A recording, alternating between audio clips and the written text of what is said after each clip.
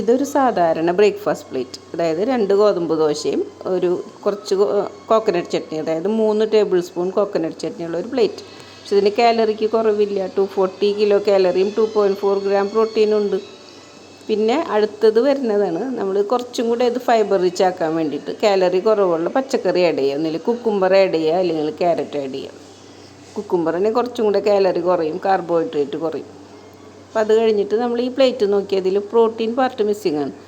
ഒരു healthy plate എന്ന് പറഞ്ഞാൽ ഒരു ഹെൽത്തി പ്ലേറ്റിൻ്റെ എനർജിയുടെ 60% കാർബോഹൈഡ്രേറ്റ് ഇതാണ് വരിക. 20% from healthy fat, 20% from protein. ഇപ്പോൾ ഇവിടെ പ്രോട്ടീൻ കുറവായതുകൊണ്ട് നമ്മളിവിടെ പ്രോട്ടീൻ സോഴ്സ് ആയിട്ട് ആഡ് ചെയ്തിരിക്കുന്നത് എഗ്ഗാണ്, ബോയിൽഡ് എഗ്ഗ്. ഫാറ്റ് കുറയ്ക്കാൻ വേണ്ടിയിട്ടാണ് ബോയിൽഡ് എഗ്ഗ് ആഡ് ചെയ്തിരിക്കുന്നത്. ഇപ്പോൾ ഫാറ്റ് ഫ്രീ ആയിട്ടുള്ള ഓംലെറ്റ് ഉണ്ടാക്കണമെങ്കിൽ അത് യൂസ് ചെയ്യുക.